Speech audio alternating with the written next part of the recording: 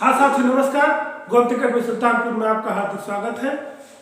आज हम आपको उत्तर प्रदेश पुलिस भर्ती परीक्षा में मध्यकालीन इतिहास में मुगल काल पढ़ाएंगे। मुगल काल महत्वपूर्ण है, प्रश्न बनने की यहाँ संभावना है। तो आप सबसे पहले हमारे चैनल को सब्सक्राइब कर लें, बेल दबाकर ऑल को ओके कर लें, जिससे जो भी नोटिफिकेशन हो आपको मिलता रहे।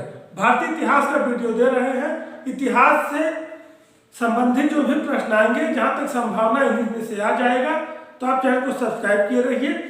और क्रम से हम वीडियो आपको दे रहे हैं, तो आप यूट्यूब पर गोमती अकेडमी सर्च करके उसमें प्लेलिस्ट में जाएंगे तो भारतीय इतिहास भाग 1, भाग 2, भाग 3, भाग 4, भाग 5 इस तरह करके हम आपको 9 भाग दे चुके हैं। ये आपका 10वां भाग है। तो आप पुलिस भर्ती में भारतीय इतिहास का जो क्रमबद्ध वीडियो देख रहे हैं उसको देखते रहिए। यदि वीडियो छूट जाता है तो आप गोमती अकेडमी सर्च करके प्लेलिस्ट में जाएंगे तो क्रम से आपको मिल जाएगा। तो आप जो है पुलिस भर्ती परीक्षा में भारतीय इतिहास में आज हम आपको मुगल काल के विषय बताएंगे। मुगल काल देखिए, सबसे मुख्य रूप से आप समझिए कि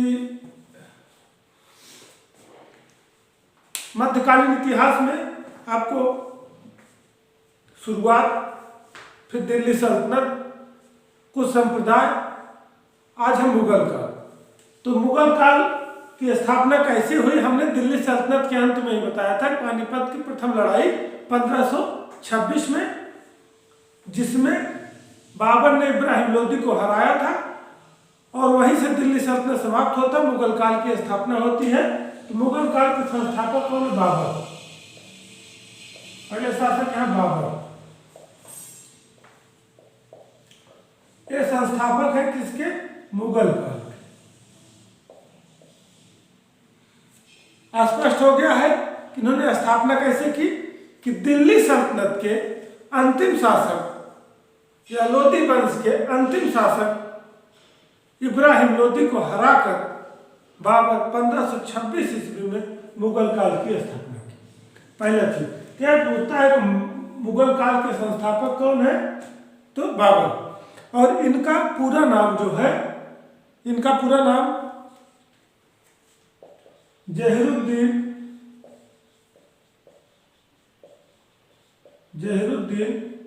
मोहम्मद बाबर। ये इनका पूरा नाम है, जहीरुद्दीन मोहम्मद बाबर। और अब यहाँ से जो प्रश्न बनता है, मुगल काल के संस्थापक बाबर, पूरा नाम जहीरुद्दीन मोहम्मद बाबर। और कभी कभी पूछे जाते हैं मकबरा कहाँ है? इनका मकबरा काबुल में है। काबुल मतलब अफगानिस्तान, ये जगह काबुल। इनका मकबरा कहाँ है? काबुल में। और इनकी एक किताब है बाबरनामा। बाबरनामा किसने लिखी है? बाबर ने। इसमें बाबर की आत्मकथा, इसमें बाबर की आत्मकथा। ये भी प्रश्न बनता है, बाबरनामा किसकी पुस्तक है? बाबर की है। और सबसे मुख्य चीज की बाबरनामा पुस्तक बाबर ने ही लिखी है और उसमें अपनी आत्मकथा को उन्होंने लिखा हुआ है। और अब्दुल रहीम खान खाना ने इसका फारसी में अनुवाद किया है। अब्दुल रहीम खान खाना ने इसका अनुवाद किसमें किया? फारसी भाषा में।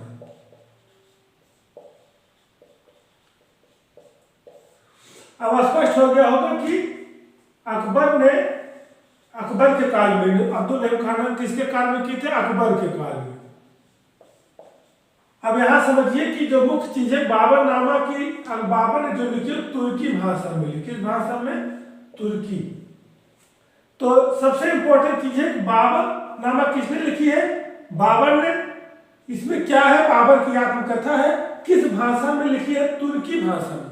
मुगलों की भाषा फारसी थी, लेकिन उन्होंने तुर्की भाषा में लिखी थी। अगर प्रश्न बनता है मुगलों की भाषा क्या थी? मुगलों की भाषा फारसी थी। मुगलों की भाषा क्या थी? फारसी। तो अकबर के समय में अकबर अब्दुल रहीम खान खाना ने इसका फारसी भाषा में अनुवाद किया। अब आप क्लियर हो गए कि अनुवाद क्यों किया गया। और इनके संबंधित महत्वपूर्ण युद्ध है जहां से प्रश्न बनता है युद्ध। नंबर इनकी 4 महत्वपूर्ण युद्ध है। नंबर 1 पानीपत का युद्ध, पानीपत का प्रथम युद्ध 1526। नंबर 2 खानवा का युद्ध, खानवा का युद्ध 1500 क्रम से है 1527। नंबर 3 चंदेरी का युद्ध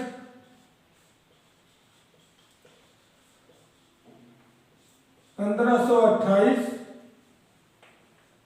और नंबर 4 घाघरा का युद्ध, नंबर 4 घाघरा का युद्ध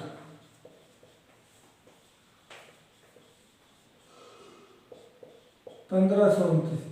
ये चारों युद्ध बहुत महत्वपूर्ण है। इनकी तिथि भी याद समझ लीजिए, आप याद कर लीजिए कि पानीपत का प्रथम युद्ध 1526, खानवा का युद्ध 1527, चंदेरी का युद्ध 1528 और घाघरा 1529। ये क्रम से है, क्रम से लड़े गए हैं। 4 युद्ध बाबर जीते हैं। कौन किसके विरुद्ध हुआ बता, लेकिन इसकी तिथि आप याद कर लीजिए, इसकी डेट भी पूछी जाती है। तो पहला बाबर और इब्राहिम, बाबर प्लस इब्राहिम लोदी।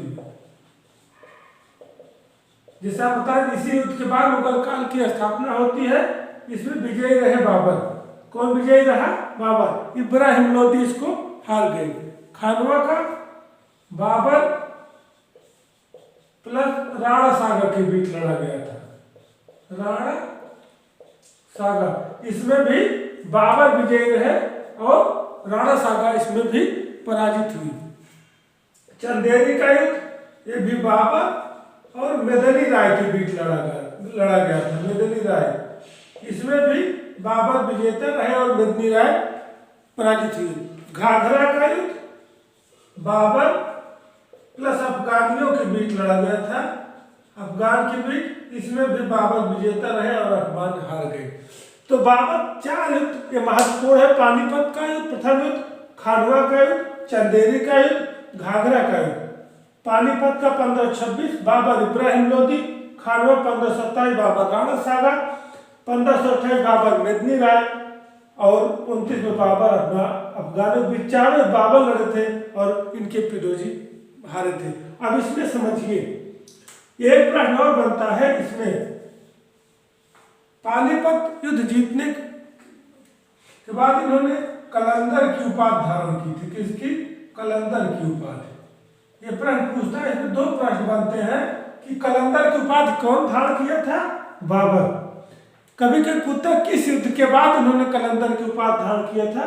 तो पानीपत के प्रथम युद्ध। और इसमें सबसे पहले उन्होंने तोपों का प्रयोग किया था, तोपों का प्रयोग।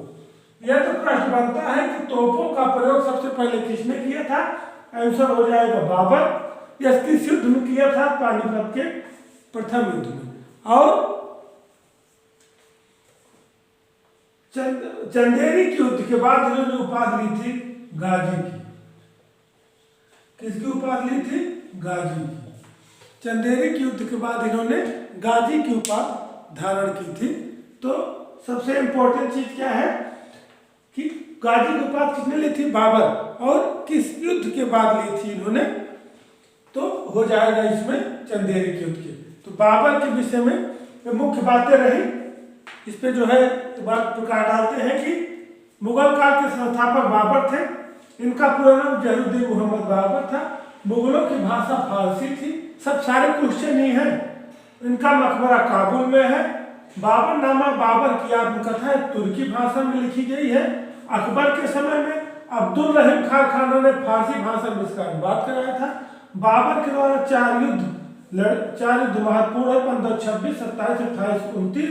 पानीपत का प्रथम, खानवा, चंदेरी, घग्गर। बाबर चारों में विजित घोषित हुए और पानीपत के तोपों का प्रयोग किया था। कलंदर की उपाधि ली थी और चंदेरी के युद्ध के बाद उन्होंने गाजी की उपाधि धारण की थी। ये रहे बाबर। और बाबर के बाद अगले मुगल काल के शासक आते हैं हुमायूं। बाबर के बाद आते हैं हुमायूं। अब आप समझ लीजिए कि सबसे इंपॉर्टेंट चीज हुमायूं बाबर के बाद अगले आते हैं नंबर दूसरे नंबर पे हुमायूं।